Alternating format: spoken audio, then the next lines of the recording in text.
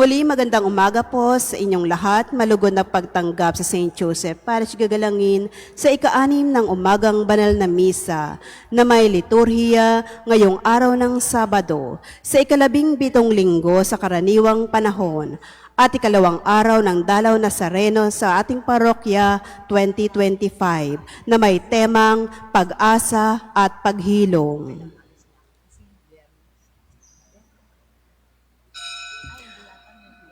Tumayo po ang lahat at tayo makiisa sa Eucharistikong pagdiriwang na pamumunuan ng ating Kura Paroko, Reverendo Padre Douglas D. Badong.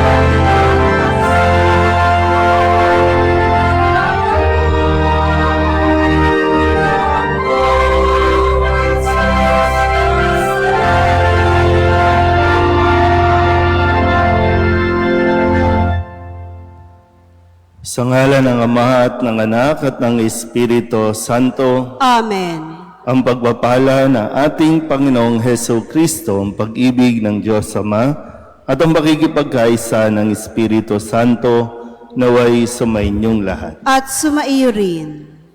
Mga kabatid, aminin natin ang ating mga kasalanan upang tayo'y maging marapat gumanap sa banal na pagdiriwang. Inaamin ko sa makapangyarihang Diyos at sa inyo mga kapatid, na lubha akong nagkasala sa isip, sa salita at sa gawa, at sa aking pagkukulang. Kaya isinasamo ko sa mahal na Birheng Maria, sa lahat ng mga anghel at mga banal, at sa inyo mga kapatid, na ako'y panalangin sa Panginoong ating Diyos. Kawaan tayo ng makapangyarihang Diyos, patawarin tayo sa ating mga kasalanan at patnubayan tayo sa buhay na walang hanggan. Amen. Panginoon, kaawaan mo kami. Panginoon, kaawaan mo kami. Kristo, kaawaan mo kami. Kristo, kaawaan mo kami. Panginoon, kaawaan mo kami. Panginoon, kaawaan mo kami. Manalangin tayo. Ama naming makapangyarihan, nililingap mo ang mga walang inaasahan kundi ikaw. Hindi maidarangal at hindi magiging banal ang sinumang sa iyo'y napapawalay. Dagdagan mo ang iyong kagandahang loob sa amin upang sa iyong pamumuno at pangangasiwang magiliw, mapakinabangan namin ang mga biyaya mo sa lupa bilang pagkakamit na namin sa makalangit mong pagpapala. Sa pamamagitan ni Yesu Kristo, kasama ng Espiritu Santo, magpasawalang hanggan. Amen.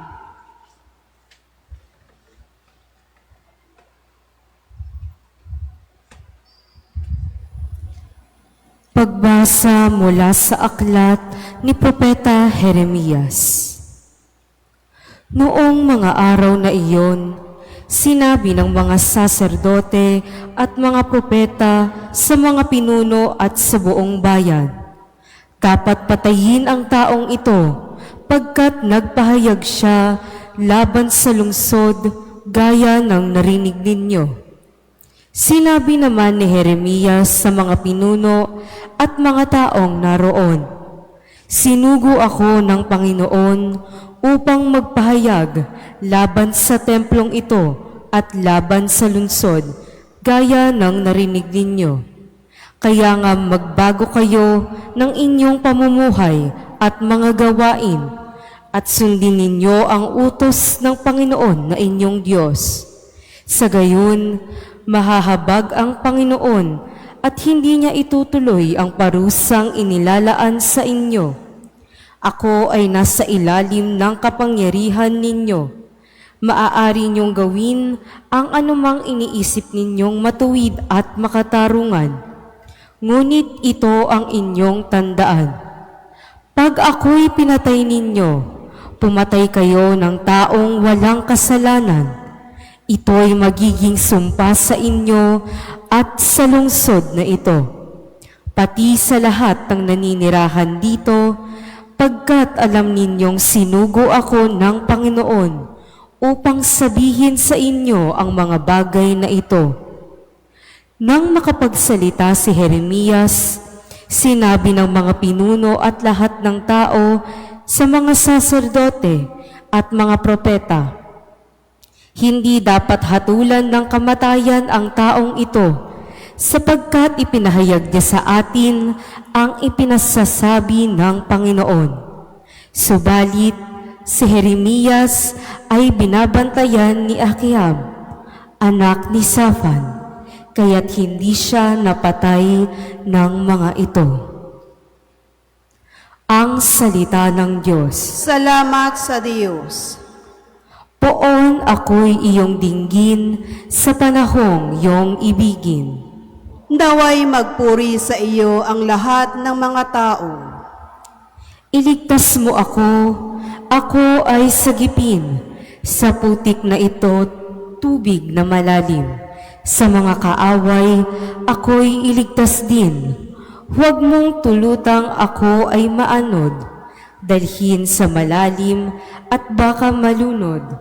Hahantong sa libing ako pagkatapos. Naway magpuri sa iyo ang lahat ng mga tao. Naghihirap ako't mahapdi ang sugat. O Diyos, itayo mo, ako ay iligtas. Pupurihin ng Diyos aking aawitan. Dadakilain ko't pasasalamatan. Naway magpuri sa iyo ang lahat ng mga tao. Kung makita ito inyong mga dukha, sila ay sasamba sa laki ng tuwa. Dinirinig ng Diyos ang may kailangan, lingkod na bilanggoy, di malilimutan. Naway magpuri sa iyo ang lahat ng mga tao.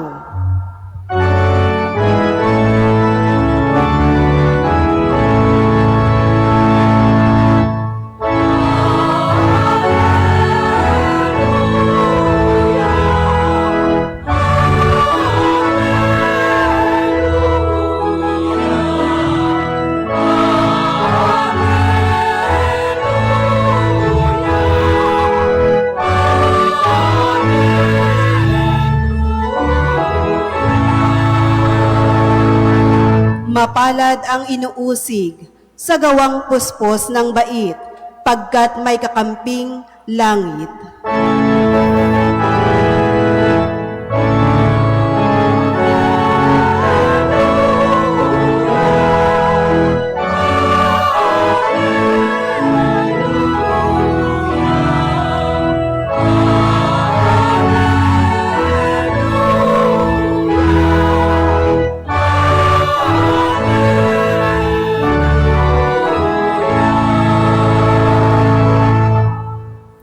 Sumainyo ang Panginoon. At sumaiyo rin. Ang mabuting balita ng Panginoon ayon kay San Mateo. Papuri sa iyo, Panginoon. Noong panahong iyon, nang makarating kay Herodes na tetrarka ang balita tungkol kay Jesus, sinabi niya sa kanyang mga lingkod, siya'y si Juan Bautista na muling nabuhay, kaya siya nakagagawa ng mga himala. Si Herodes ang nagpahuli, nagpagapos at nagpabilanggo kay Juan. Ang dahilan ay si Herodias na asawa ng kapatid niyang si Felipe. Laging sinasabi ni Juan kay Herodes, hindi matuwid na magsama kayo ng asawa ng inyong kapatid. Ibig ni Herodes na ipapatay si Juan, ngunit natatakot siya sa mga Hudyo sapagkat kinikilala nilang propeta si Juan Bautista. Nang dumating ang kaarawan ni Herodes sumayaw sa harapan ng mga panauhin ang anak ni Herodias. Labis na nasiyahan si Herodes, kaya't isinumpa niyang ibibigay sa dalaga ang anumang hingin nito. Sa udyok ng kanyang ina ay sinabi ng dalaga, "Ibigay po ninyo sa akin ngayon din sa isang pinggan ang ulo ni Juan Bautista." Nalungkot ang hari, ngunit dahil sa kanyang pangakong narinig ng mga panauhin, iniutos niyang ibigay iyon sa dalaga. Kaya't pinapugutan niya si Juan sa bilangguan, inilagay ang ulo sa isang pinggan at ibinigay sa dalaga. Dinala naman ito ng dalaga sa kanyang ina. Dumating ang mga alagad ni Juan, kinuha ang kanyang bangkay at ininibing. Pagkatapos, ibinalita nila ito kay Jesus. Ang mabuting balita ng Panginoon. Pinupuri ka namin, Panginoong Heso Kristo. Isang magandang umaga po sa inyong lahat. Ngayon po ay Sabado ng 17 linggo sa karaniwang panahon.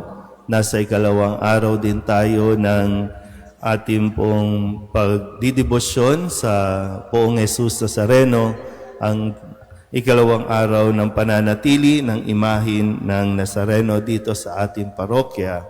At nawa sa tulong din ni San Juan Marie Vianney atin din pong maunawaan ang mensahe ng Poong Nazareno sa atin pong lahat. Balikan po muna natin ang ilan sa mga ipinaalala sa atin ngayong linggong ito. Gusto niyo po bang pumunta sa langit? Naiisip niyo ba ang langit? Kung ano ba, sa isang araw, bago man lang matulog, naiisip niyo ba na makakapasok ka sa langit? O hindi mo in-entertain? Kasi natatakot ka nga na, kasi ang tanging paraan para makapunta tayo sa langit ay yung mamatay tayo. Wala pang nabubuhay. Walang nabubuhay maliban kay Kristo ang hindi dumaan sa proseso ng ipinanganak, namatay at muling nabubuhay. Kasi yun ang pananampalataya natin. Kaya lang takot tayo na pag-usapan ito. Kasi kung ayaw mo sa langit, welcome na welcome ka sa impyerno. Hindi mo kinakailangan mag-volunteer, hindi mo kinakailangan kung ano man. Kasi automatic yun. Pag ayaw mo sa langit, sa impyerno. Pero ipinapaliwanag sa atin ni Kristo ang tungkol sa kaharian ng Diyos, kung paano ito nagahari, kung paano ito nararanasan. Nung Lunes, ang sabi sa atin, ang paghahari ng Diyos ay katulad ng isang babaeng naglagay ng libadura na inihalo sa isang takal ng harina at umalsa ang buong masa. So maliit lang. Gapatak nga lang minsan, ay lumalago ito. Hindi yung extravagant, hindi yung magarbo, hindi yung biglaan na andyan na. Hindi. Ipinaparanas sa atin unti-unti yung paghahari ng Diyos. Ipinaparanas sa atin ang buhay sa langit dito pa lang sa lupa. Kaya kung di mo aasamin dito sa lupa, paano ka makakapunta sa langit niyan? Nung Martes, ang sabi naman ni Kristo sa pagdiriwang natin nung magkakapatid, si Marta, Maria at Lazarus, yung katotohanan na sinasabi ngang, "Ako ang muling pagkabuhay at ang buhay. Ang nananalig sa akin, kahit mamatay, ay muling mabubuhay." Galing mismo kay Kristo sa Poong Nazareno. Nung Miyerkules, ang sabi naman sa atin sa pagpapatuloy ng paggamit ni Jesus ng talinghaga, ang paghahari ng Diyos ay katulad ng isang kayamanang nakabaon sa isang bukid.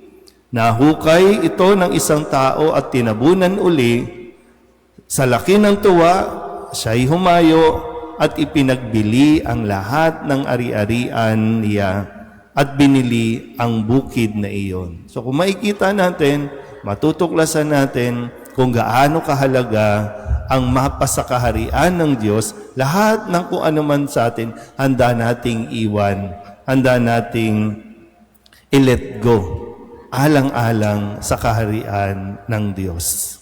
Hindi ko alam kung sana umabot tayo doon sa puntong iyon.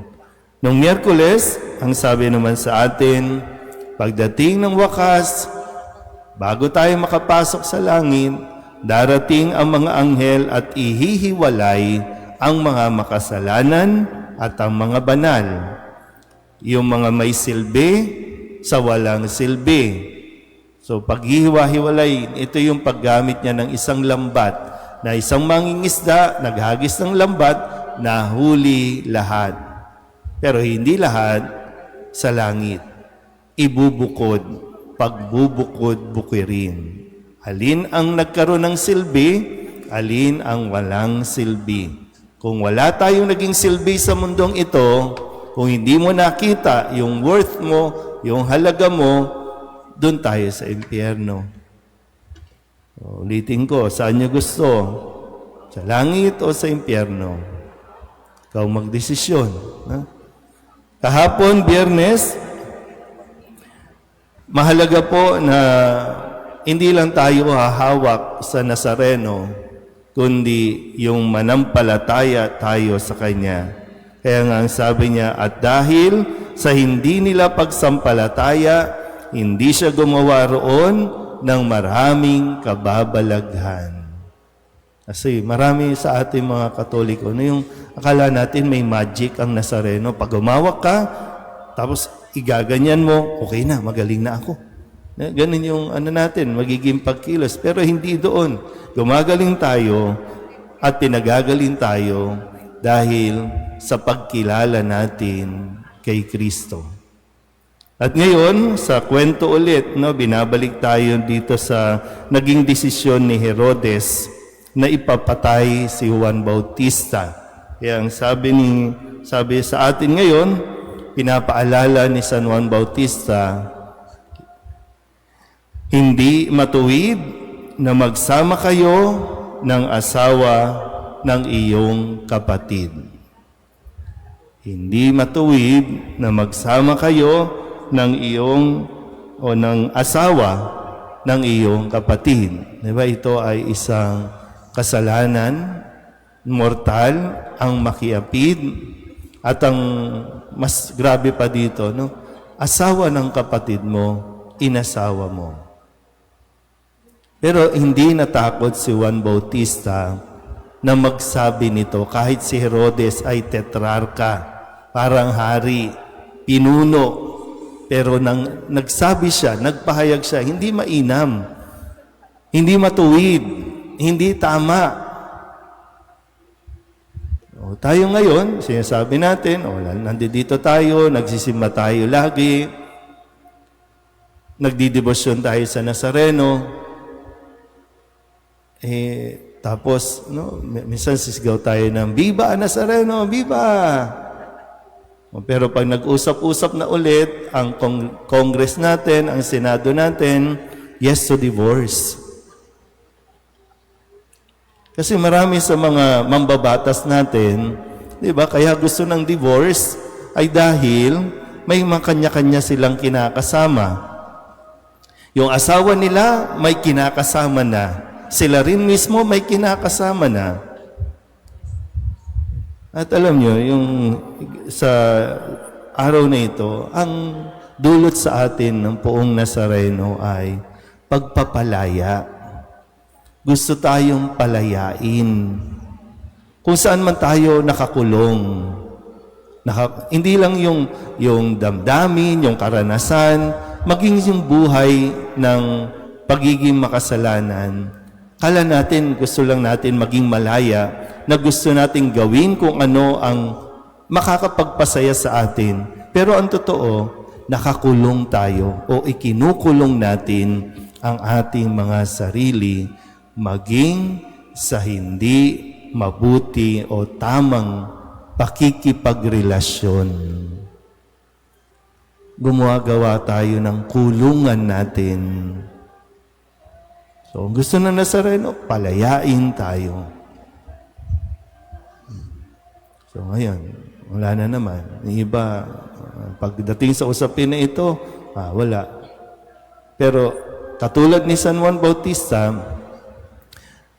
mas maging matapang dinawa tayo. Hindi para makipag-away, kundi magsalita tungkol sa katotohanang magpapalaya sa atin, sa marami sa atin, nang inaakala mong magiging masaya ka dahil magkakaroon o gusto mong magkaroon ng divorce, pero lalong gugulo ang buhay mo. Hindi lang buhay mo. Kasi alam niyo yung katotohanan, kapag pareho kayong mag-asawa, naghiwalay, tapos gusto nyong maging legal ang inyong paghihiwalay, ikaw makikisama ka sa iba. Yung isa makikisama din sa iba. Bubuo. Sinong naiwan? Sinong nasaktan? Sinong nagkaroon ng traumatic na karanasan? Yung anak.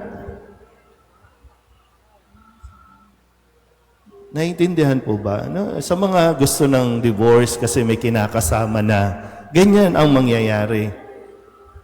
Yung gusto maghiwalay kasi may kinakasama na, hindi nyo mararanasan yung kalayaan.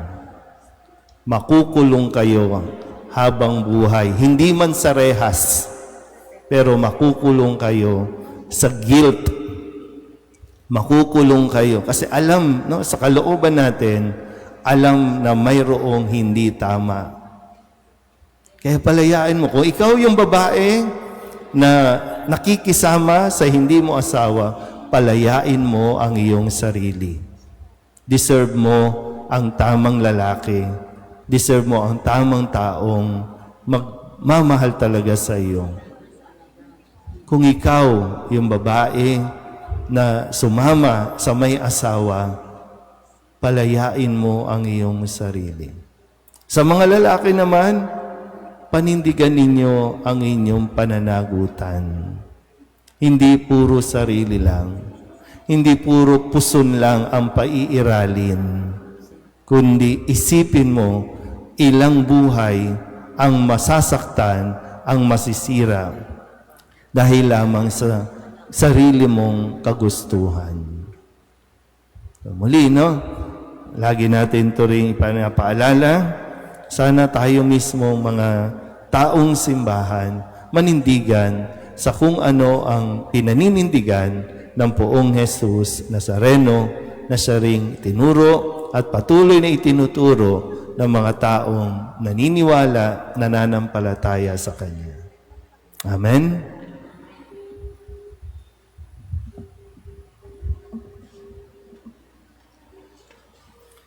Natitipon tayo kay Kristo na nagwagi laban sa lahat ng kasamaan. Lakas loob tayong lumapit sa Ama kasabay ng ating mga panalangin.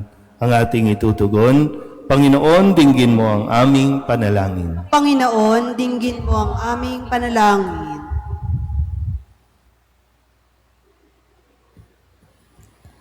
Ang simbahan naway mapanibago at magbigay saksi sa mga tamang pinahahalagahan sa buhay upang makatulong na maintindig ang mundong nasadlak sa pagkakasala. Manalangin tayo sa Panginoon. Panginoon, dinggin mo ang aming panalangin. Ang mga nagdirigmang mga bansa naway matutong mamuhay sa pagkakasundo at pagtutulungan para sa pagpapanumbalik ng kapayapaan sa daigdig. Manalangin tayo sa Panginoon. Panginoon, dinggin mo ang aming panalangin. At tinawang itaguyod ng buong puso ang katotohanan at labanan ang patago at pailalim na impluwensya ng kasamaan. Manalangin tayo sa Panginoon. Panginoon, dinggin mo ang aming panalangin. Ang mga may sakit naway tumanggap ng kasiyahan ng pag-ibig ng Diyos mula sa mga taong kumakalinga sa kanila. Manalangin tayo sa Panginoon. Panginoon, dinggin mo ang aming panalangin. Ang mga tapat na yumao naway makarating sa pangakong walang hanggang tahanan. Manalangin tayo sa Panginoon. Panginoon, dinggin mo ang aming panalangin. Idulog din natin sa Panginoon ang ating mga personal na kahilingan at mga panalangin para sa ating mga pamilya, kasama din ang mga kahilingan ng mga nanonood sa online. Lahat ng mga misang pasasalamat, special na intensyon, agarang paggaling ng mga may sakit, at lahat ng mga kaluluwa na inihiling na ipagdasal sa misang ito.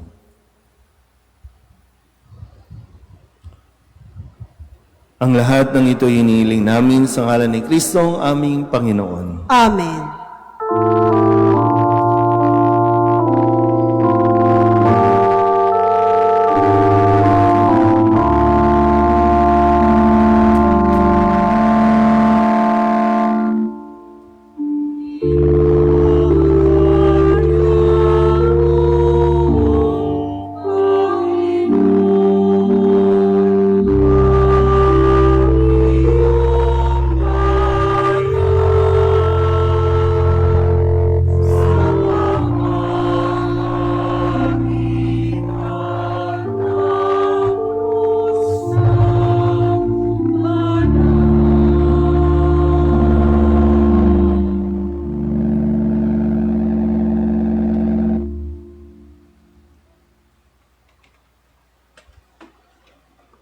Manalangin kayo mga kapatid upang paghahain natin ang kalugdan ng Diyos amang makapangyarihan.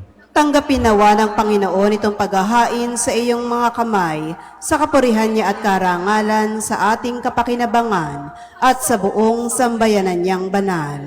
Ama naming lumikha, tanggapin mo ang mga alay na sa iyo rin nagmula, at ngayoy aming inihahanda sa iyong dambana upang sa aming ginaganap na pagdiriwang, ang iyong paglingap ay magtaguyod sa tanan at magpabanal sa aming pamumuhay sa kasalukuyan at mag-akay sa amin sa ligayang walang katapusan. Sa pamamagitan ni Jesucristo kasama ng Espiritu Santo, magpasawalang hanggan. Amen. Sumainyo ang Panginoon. At sumaiyo rin. Itaas sa Diyos ang inyong puso at diwa. Itinaas na namin sa Panginoon. Pasalamatan natin ang Panginoong ating Diyos. Marapat na siya ay pasalamatan. Ama naming makapangyarihan, tunay ngang marapat na ikaw ay aming pasalamatan. Sa iyong paglingap at kagandahang loob, ang tao'y nilikha mo at pinangangasiwa sa sansinukom. Sa hangad mong siya'y iwastong lubos, siya'y pinagdusa mo sa kanyang pagtalikod. Sa iyong paggiliw, iyong ipinahintulot na makabalik siya sa pamamagitan ni Kristo Jesus. Kaya kaysa ng mga anghel na nagsisiawid ng papuri sa iyo, nang walang humpay sa kalangitan, kami nagbubunyi sa iyong kadakilaan.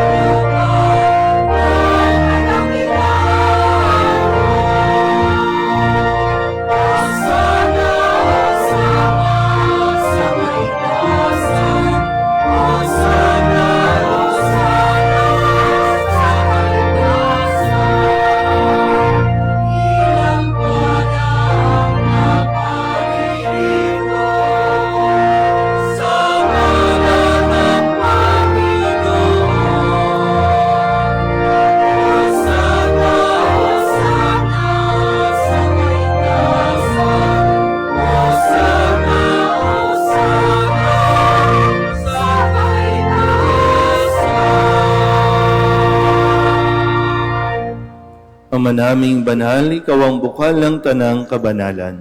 Kaya sa pamamagitan ng iyong Espiritu, gawin mong banal ang kaloob na ito upang para sa aming maging katawan at dugo ng aming Panginoong Hesukristo.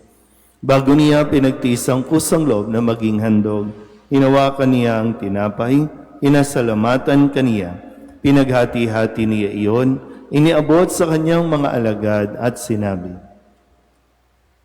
"Tanggapin ninyong lahat ito at kanin, ito ang aking katawan na ihahandog para sa inyo."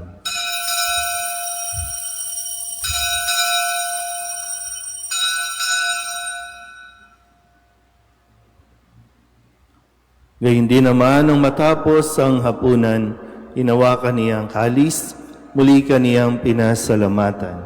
Inabot niya ang kalis sa kanyang mga alagad at sinabi, "Tanggapin ninyong lahat ito at inumin. Ito ang kalis ng aking dugo ng bago at walang hanggang tipan.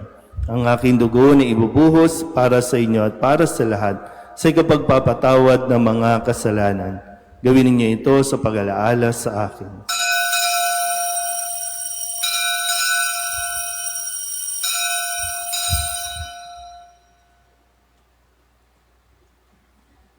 Ipagbunyi natin ang misteryo ng pananampalataya.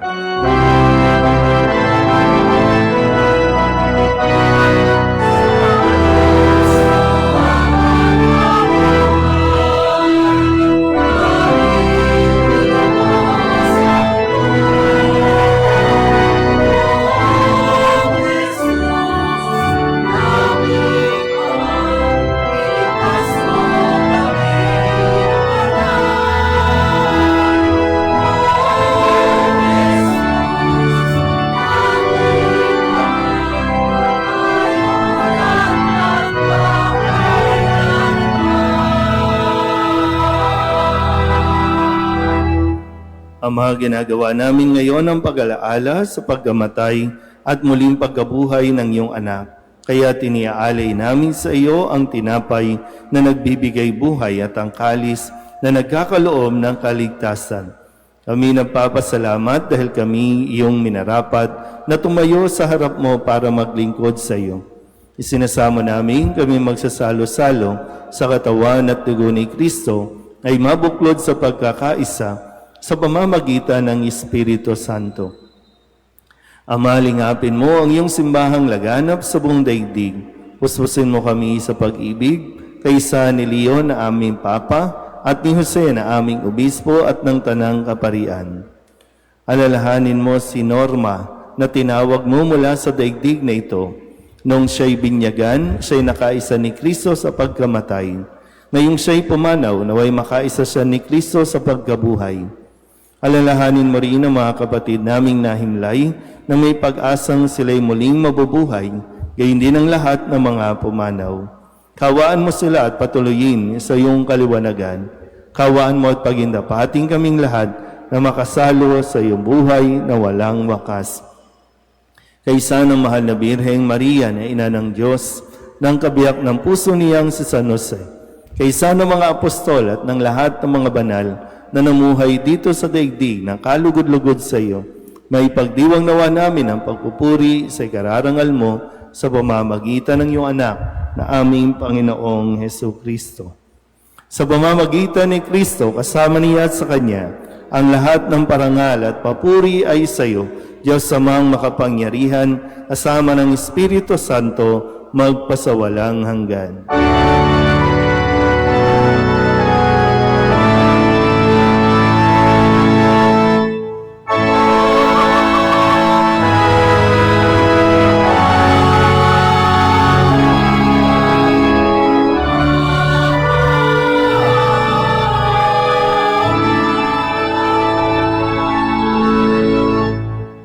Sa tagubili ng mga nakagagaling na utos at turo ni Jesus sa Panginoon natin at Diyos, ipahayag natin ang lakas loob.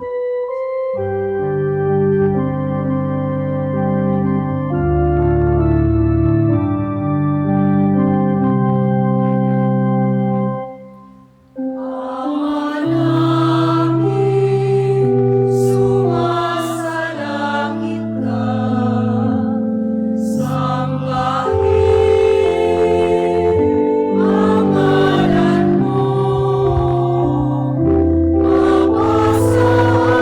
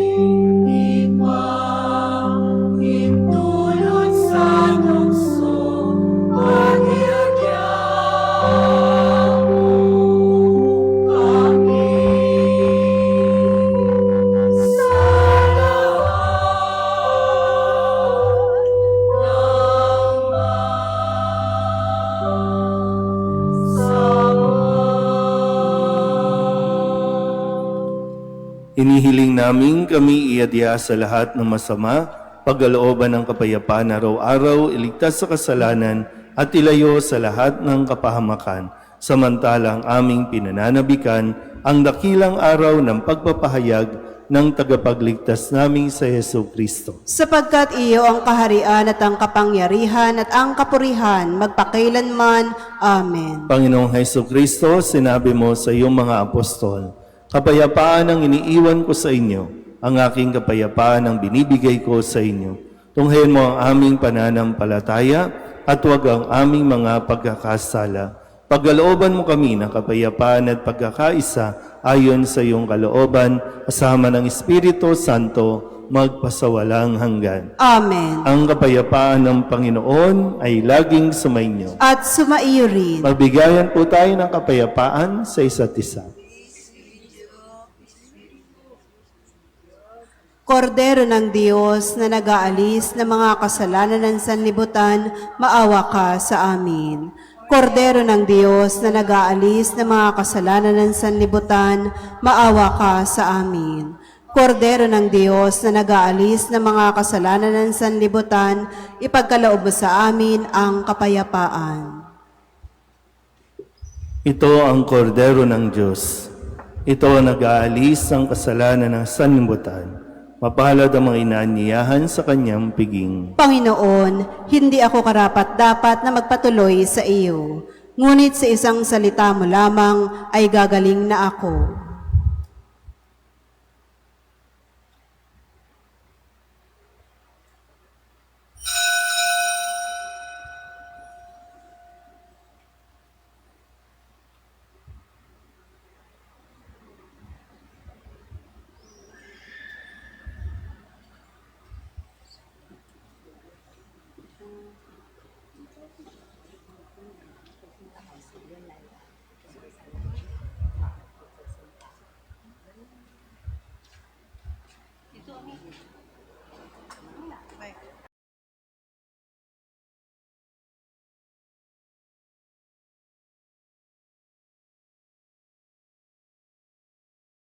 Tumayo na po ang lahat.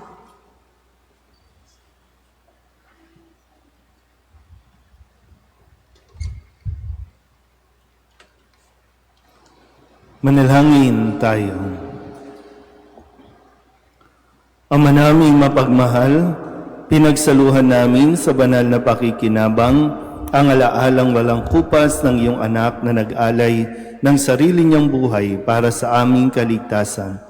Ipagkaloob mong ito ay magdulot ng pag-unlad sa ipinamana niya sa aming pagliligtas bilang tagapamagitan kasama ng Espiritu Santo magpasawalang hanggan. Amen. Sumainyo ang Panginoon. At sumaiyo rin. At pagpalain kayo ng makapangyarihang Diyos, Ama at Anak at Espiritu Santo. Amen. Tapos ang banal na misa, humayo tayo sa kapayapaan ni Kristo. Salamat sa Diyos. Magandang umaga po.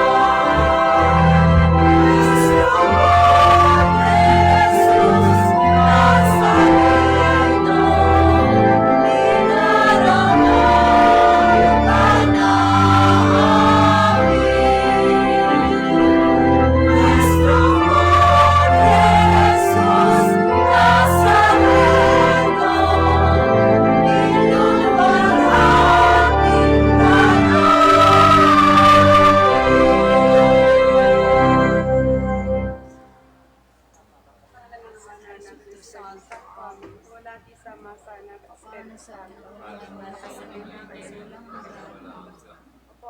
Panalangin. Okay.